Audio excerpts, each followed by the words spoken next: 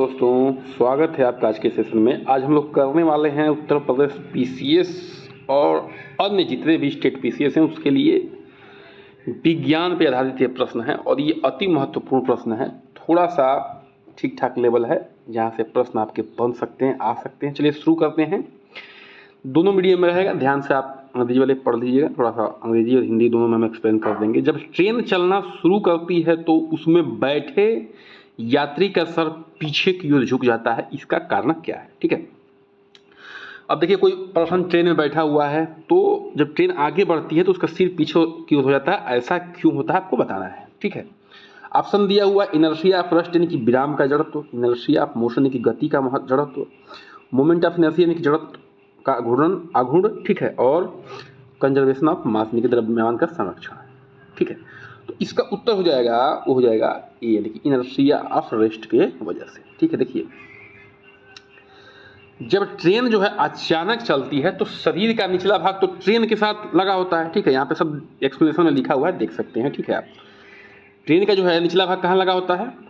Train से तो वो तो आगे निकल जाता है और सिर जो है इनर्शिया ऑफ रेस्ट यानी कि विराम के जड़त्व के कारण पीछे की ओर चला जाता है, क्योंकि वह उसी अवस्था में रहना चाहता है, इसलिए सिर जो है पीछे की ओर झुक जाता है। इसे विराम का जड़त्व यानी कि इनर्शिया ऑफ रेस्ट कहा जाता है। ठीक है बढ़िया, चलिए शुरू करते हैं दूसरा प्रश्न कि कथन और कारण है। ठीक है, ध्यान से देखिएगा। A person standing completely on frictional service can propel himself by whistling. ठीक है, तो पूर्णतः घर्षण पर सहित पर खड़ा व्यक्ति सीटी बजाकर स्वयं को आगे बढ़ा सकता है। रीजन क्या है कि if no external force act on system its movement can not be change. ठीक है, तो इसका आपको उत्तर बताना है। थोड़ा सा अंग्रेजी में,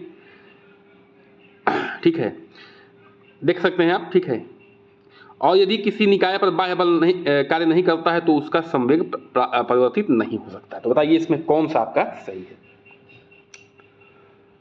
बताइए। ठीक है, तो आपके पास आंसर दिया हुआ है। ठीक है, कि जो ए ट्रू है, आर ट्रू है और आर जो है करेक्टली एक्सप्लेन कर रहा है, ये सब वाला है। ठीक है, तो बताना आपको। तो इसमें जो उत्तर हो जाएगा आपका, ठीक है, कि ए जो है क्या हो जाएगा? ए आपका, ए जो है आपका फॉल्स हो जाएगा और आर क्या हो जाएगा? ट्रू हो जाएगा। क्या हो जाएगा? आर क्या हो जाएगा? ट्रू हो जाएगा। ठीक है, ये ध्यान रखना है। ऐसा क्यों होता है? देखिए, ऐसा इसलिए होता है कि जब भी कोई व्यक्ति किसी सरफेस पे आगे बढ़ता है तो वहाँ फ्रिक्शन जरूरी है, यानी कि घर्षण जरूरी है। बिना घर्षण के कोई व्यक्ति आगे नहीं बढ़ सकता। इसलिए पहला आपका जो है कथन क्या है? गलत है। दूसरा कथन सही है बिल्कुल, कि बाह्य बल जब तक नहीं लगेगा किसी भी बॉडी में जो है उसका मोमेंटम चेंज नहीं होगा, किसी बॉडी का मोमेंटम चेंज उसका नहीं होगा।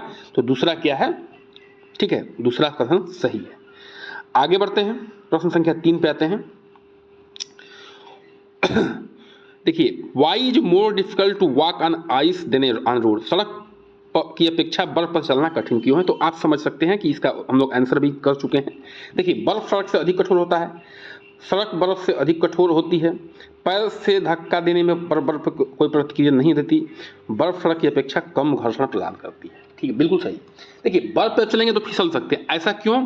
क्योंकि जो फ्रिक्शन है बर्फ का वो लेस है, फ्रिक्शन है आइस का वो लेस है किससे? रोड से। ठीक है, तो अगर फ्रिक्शन कम है तो वहाँ चलने में भी परेशानी होगी। आप देखते होंगे कि जो स्लिप कर जाते हैं फर्श वगैरह पे, ऐसा क्यों होता है? खासतौर से जब पानी होता है तो क्योंकि वहाँ का फ्रिक्शन कम हो जाता है, चलने में परेशानी होती है, इसलिए आप क्या कर जाते हैं? स्लिप कर जाते हैं।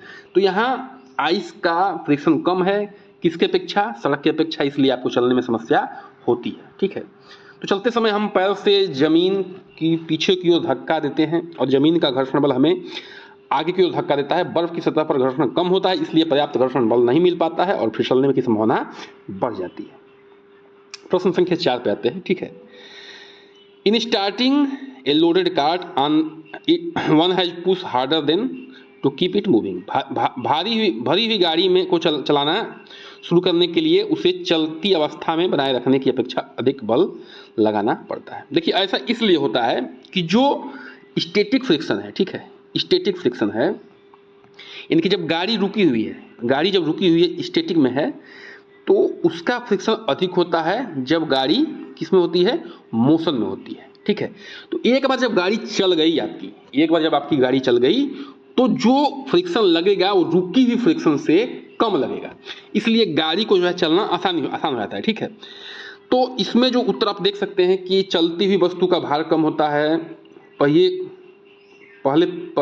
फिसलने का प्रवृत्ति रखते हैं, गाड़ी चलने के बाद घर्षण कम हो जाता है, ठीक है। तो यही बिल्कुल सही है, ठीक है, कि जब गाड़ी मूव करती है तो उसमें क्या होता है, घर्षण कम हो जाता है, ये ध्यान रखना है आपको। किसी वस्तु का विराम से चलना, ठीक है, शुरू करने के लिए अधिकतम स्थैतिक घर्षण को पार करना पड़ता है। एक बार वस्तु चलने लगी तो गतिज घर्षण स्थैतिक घर्षण के अधिकतम मान से समानतः कम होता है, इसलिए गाड़ी की चलते समय अपेक्षा करें तो कम बल लगता है। पांचवा प्रश्न पे आते हैं, ठीक है। अब देखिए एक आदमी है, वो जो है 5 मीटर पर सेकंड की चाल से छलांग लगाता है, और इसी कारण जो है, इसके कारण नाव विपरीत दिशा में 0.5 मीटर पर सेकंड की चाल से चलती है। नाव का द्रव्यमान व्यक्ति के द्रव्यमान से कितना गुना है, ठीक है। तो देखिए इसमें कंजर्वेशन ऑफ मोमेंटम लगेगा, क्या लगेगा, कंजर्वेशन ऑफ मोमेंटम लगेगा, ठीक है।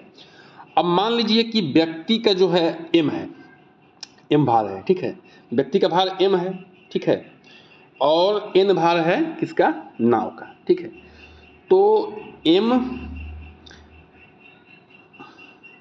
मोमेंटम क्या होता है, मास इंटू वेलोसिटी होता है, इसको कंजर्व कर देते हैं, ठीक है। तो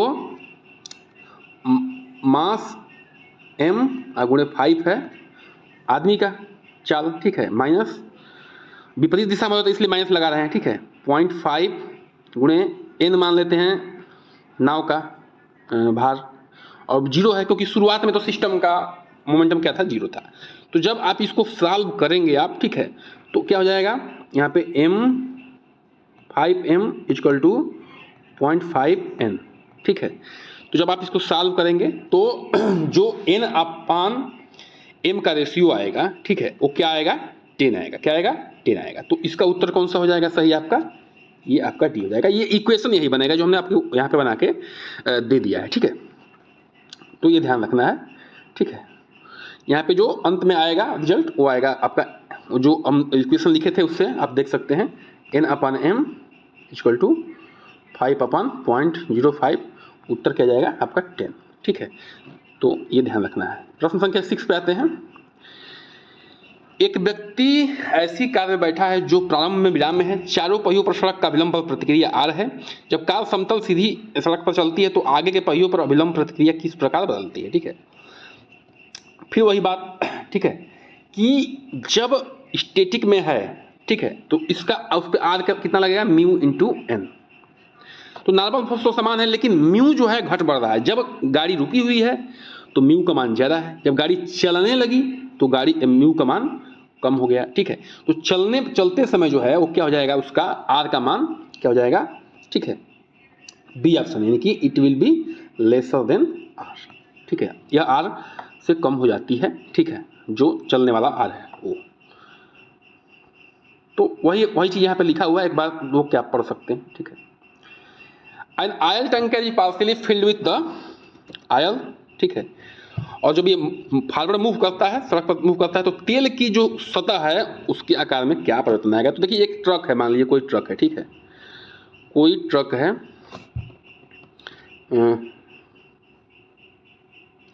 और इसके पीछे ये टैंकर लगा हुआ है, ठीक है, इसके पीछे ये टैंकर लगा हुआ है, ये ट्रक है। तो इसकी मुक्त जो सतह होगी वो ऊपरी सरफेस जो तेल के, इसके अंदर जो तेल होगा, ठीक है, जो इसके अंदर तेल होगा उसकी बात कर रहे हैं, ये वो कैसा होगा, ठीक है। तो उसकी चर्चा कर रहे थे। देखिए ये पैराबोलिक होगा, ऐसे होगा, ठीक है, ये पैराबोलिक शेप होगा, सीधा नहीं होगा। जब टैंकर में तेल भरा हुआ है तो वही पूछ रहा है कि जो ऊपरी सरफेस है उसका सतह कैसा होगा, तो क्या होगा, वो पैराबोलिक होगा, आपको ध्यान रखना है, ठीक है। तो इसका आंसर जो हो जाएगा यानी एज्यूम ए पैराबोलिक कर्व, ठीक है। इस पे लिखा हुआ कि जब टैंकर समान त्वरण से आगे बढ़ता है तो तेल के गुरुत्वीय त्वरण के साथ विपरीत दिशा में प्रभावी जड़त्व प्रारंभ भी हो जाता है। इस कारण जो है मुक्त सतह साधारणतः क्षैतिज सतह की तरह नहीं रहता, यह जो है पैराबोलिक स्थिति में आ जाता है।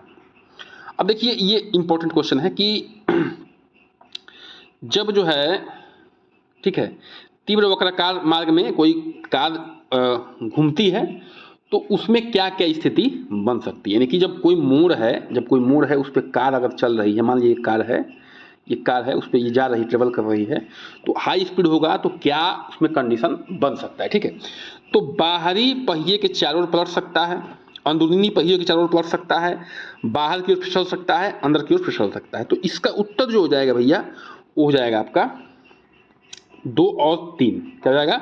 2 और 3। ठीक है, तो इसका उत्तर हो जाएगा 2 और 3। अब देखिए इसमें सेंट्रीपिटल फोर्स का काम है, ठीक है, और जो सड़क पे पहिया है, जो ये मान लीजिए ये गाड़ी ट्रेवल कर रही है, ये मोड़ है, ये सड़क है, ठीक है, इस पर ये कार है, ठीक है, अब ये आगे बढ़ रही है तो इसके जो फ्रिक्शन है और सेंट्रीपिटल फोर्स है इस पे ये निर्भर करता है। बहुत हाई स्पीड रहेगी तो क्या कर जाएगी, अंदरूनी पहिए की तरफ से पलट जाएगी अंदर की तरफ। ठीक है, अगर सेंट्रीपिटल फोर्स ने कंट्रोल नहीं किया तो गाड़ी जो है स्किड करने लगेगी बाहर की तरफ। ठीक है, यही चीज में लिखा हुआ है। ठीक है, over turn about it's inner wheel या स्किड आउटवर्ड्स। ठीक है, ये ध्यान रखना है, स्लिप करने लगेगी बाहर की तरफ। अब ये एक फार्मूला है, ठीक है, ये फार्मूला है मोशन का 3 ला का, इसमें आपको बताना है कि v equal to u plus 80 सही है, कि v equal to u minus 80 सही है, v इक्वल टू यू गुणे 80 सही है, v भगे यू भगे a प्लस 80 सही है। ठीक है, तो इसका जो आंसर हो जाएगा वो हो जाएगा ए ऑप्शन। क्या हो जाएगा?